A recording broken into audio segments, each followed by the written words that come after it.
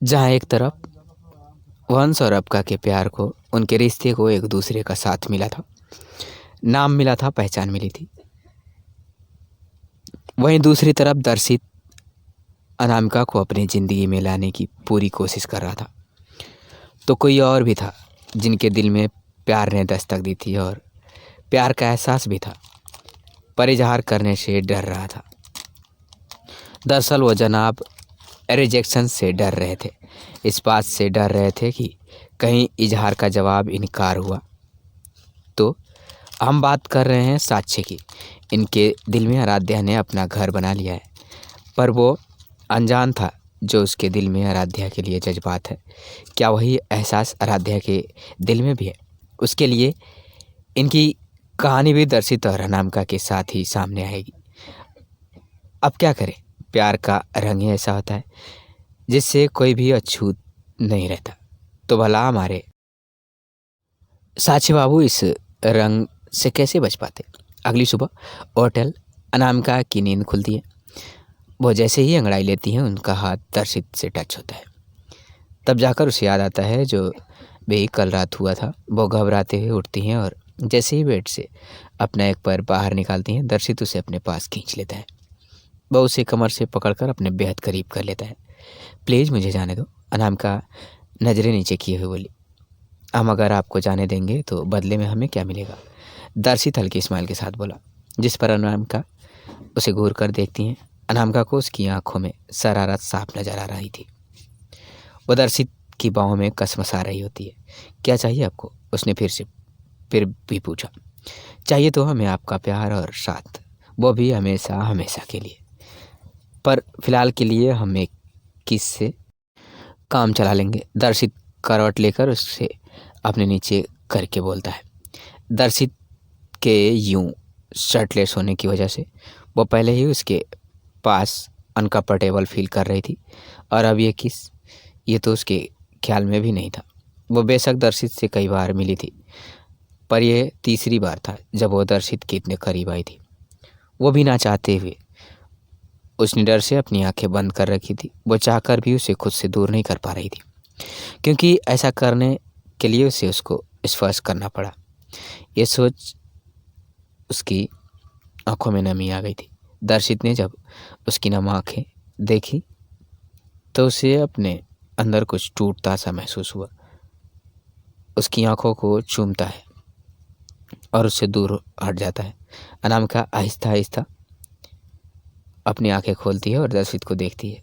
आप जा सकती हैं, दर्शित अपनी शर्ट पहनते हुए बोला। ये सुनते ही अनामिका की बेजान आंखों में चमक आ जाती है और वो जाने लगती है।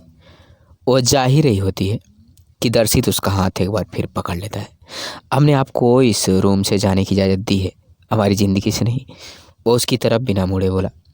और एक बात, अब आप वापस लखनऊ नहीं जा रही हैं। और उसका हाथ छोड़ देता है और वो भागकर अपने रूम में चली जाती है। और सलेमेंसन अबका की भी नींद खुली थी और उसके फेस पर बड़ी सी स्माइल थी, एक चमक थी, और उसकी आंखों के सामने था खुला आसमां और लालिमा बिखेरता हुआ सूरज, कुछ पंछी जो बस उड़े जा रहे थे, और ठंडी हवाएं जो खिड़कियों से कमरे में दाखिल हो रही थी। भाई सुबह 5 बजे का वक्त तो मुझे भी बहुत खूबसूरत लगता है, जब आसमान पर सूरज अपनी लालिमा बिखेरता है, ठंडी हवाएं, शांत वातावरण, चहचहाती चिड़िया। हाय, ये नज़ारा कितना खूबसूरत होता है, इसे लफ्ज़ में नहीं ढाला जा सकता, बस महसूस किया जा सकता है। आप भी करके देखिए। अब का बेखबर थी कि वंश की नज़रें ना जाने कब से बस उसी को देखे जा रही थी, पर जल्दी ही उसे अपने चेहरे पर वंश की नज़रों की तपिश महसूस होती है। और जैसे ही वो उसे देखती है तो पाती है कि उसकी नज़रें तो कहीं और ही है। और जब उसने उसकी नज़रों का पीछा किया तो उसकी आंखें बड़ी और गुस्से से लाल हो गई, और वो जल्दी से खुद को अच्छे से चादर से कवर करती है। तुम बेशरम इंसान, तुम्हें शर्म नहीं आती? ऐसे भोली भाली लड़की को ताड़ते हुए अब का गुस्से से बोली। जैसे ही उठने लगी, उसे अपनी कमर के नीचे बहुत पेन महसूस होता है, और तब उसे याद आता है कि कैसे कल रात उसके सामने ये लेटा वैम्पायर भेड़िया बनकर उस पर टूट पड़ा था और लगभग उसे खा ही गया था। ये सब याद आते ही वो शर्म से करवट ले लेती है, पर वंश उसे बहुत ही आराम से उसे अपनी तरफ घुमाता है, जैसे वो कोई नाजुक सा फूल हो। वंश अबका की चिन पकड़कर उसका चेहरा आहिस्ता आहिस्ता ऊपर करता है। बहुत दर्द हो रहा है? उसने अबका को कमर से पकड़कर अपने ऊपर करते हुए पूछा। हाँ, अबका ने सिर हिलाकर जवाब दिया। उसे बहुत शर्म आ रही थी, क्योंकि दोनों ने ही इस वक्त कुछ नहीं पहना था, और इससे भी ज़्यादा शर्म उसे सोच सोच कर आ रही थी कि कैसे कल रात वो वंश से फ्लर्ट कर रही थी, उसके करीब जा रही थी। अबका की तो हिम्मत ही नहीं हो रही थी कि वो उससे नज़रें भी मिला सके। अब ठीक है, वंश हल्का हल्का उसकी कमर पर मसाज करते बोला। कहीं ना कहीं उससे भी अबका की ये हालत देखी नहीं जा रही थी। थोड़ा सा नीचे अबका मुंह बनाते हुए बोली, जिससे वंश हंसते हुए अपना सिर हिला देता है। वैसे तुम ठीक कह रही थी, मैं बेशरम तो हूँ, लेकिन सिर्फ तुम्हारे सामने। तुम जब भी मेरे सामने आती हो मेरी सारी शर्म भाग जाती है, इसलिए बेझिझक इस भोली भाली लड़की को, वो क्या बोला था तुमने, हाँ, ताड़ते हुए, मुझे बिल्कुल भी शर्म नहीं आती। वंश उसे छेड़ते हुए बोला। और तुमसे किस बेवकूफ़ ने बोल दिया कि तुम भोली भाली हो?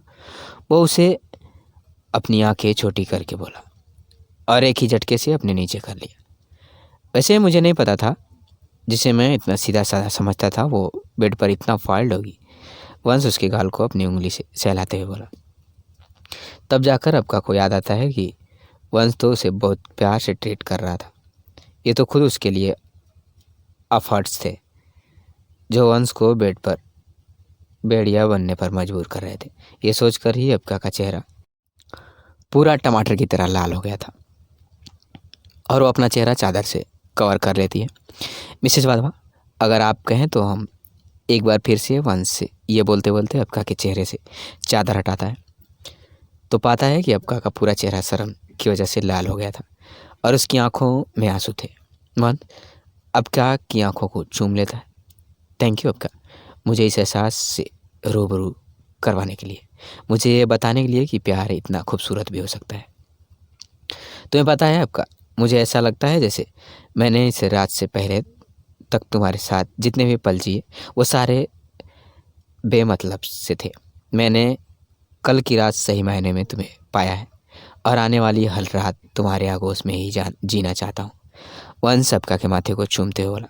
मैं भी तुम्हारे इतने ही करीब रहना चाहती हूँ वंश। अबका ये बोल उसकी गर्दन में अपना चेहरा छुपा लेती है। वंश, एक लड़की के लिए इससे बड़ा समर्पण और कोई नहीं हो सकता। एक लड़की के लिए इससे खूबसूरत पल और कोई नहीं हो सकता, जब वो पूरे यकीन से, पूरे मन से खुद को किसी को सौंपती है। तुम्हें पता है वंश, किसी पर यकीन करने में हमें कई कई दिन, महीने, साल लग जाते हैं, पर यकीन टूटने के लिए एक पल ही काफ़ी होता है। अबका वंश की आंखों में देख कर बोली। और मेरी सांसें टूट जाएगी अबका, पर तुम्हारा यकीन नहीं टूटेगा। ये बोलते हुए वंश की आंखों में नमी आ गई थी। अबका वंश की आंखें चूम लेती है। वंश भी अबका के माथे, आँख, नाक, कान को चूमते हुए धीरे से आगे बढ़ने लगता है। वंश, ये क्या बदमाशी है? अबका उसे रोकते हुए बोली। इसे बदमाशी नहीं, प्यार कहते हैं मिसेज वाधवा। मिस्टर वाधवा, प्यार का टाइम ख़त्म हो गया है। ये आपके जिम का टाइम है, और आपके क्यूट लिटिल डेविल के उठने का भी टाइम है। समझ में आई बात? जूनियर डेविल के मिस्टर हैंडसम वम्पायर अबका वंश के गालों को सहलाकर उससे थोड़ा दूर होते हुए बोला। पर एक छोटी सी किस तो वंश बोल ही रहा था कि अबका उसके लिप्स पर अपनी उंगली रख देती है। अब कोई प्यार नहीं, ना ही कोई किस मिलने वाली है मिस्टर वाधवा। मैंने सोचा है आज मैं आपके और आपके जूनियर डेविल के लिए स्पेशल ब्रेकफास्ट बनाऊं, और आगे आने वाले एक हफ्ते तक मैं ही आप दोनों के लिए ब्रेकफास्ट, लंच, डिनर भी बनाऊंगी। अबका थोड़ा शर्माते हुए नज़रें झुका अपने बालों को कान के पीछे करते हुए बोली।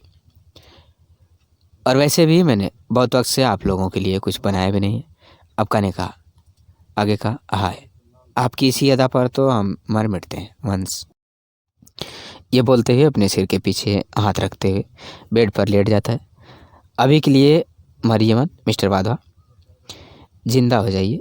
आपको क्या लगता है आपने और आपके जूनियर डेविल ने जो कांड किए हैं वो मैं भूल गई हूँ? नहीं, वो तो मैं अपनी स्पेशल नाइट ख़राब नहीं करना चाहती थी, इसलिए खुद को कंट्रोल कर लिया था। पर अब रेडी हो जाइए अपने जूनियर डेविल के साथ अपनी खातिरदारी के लिए।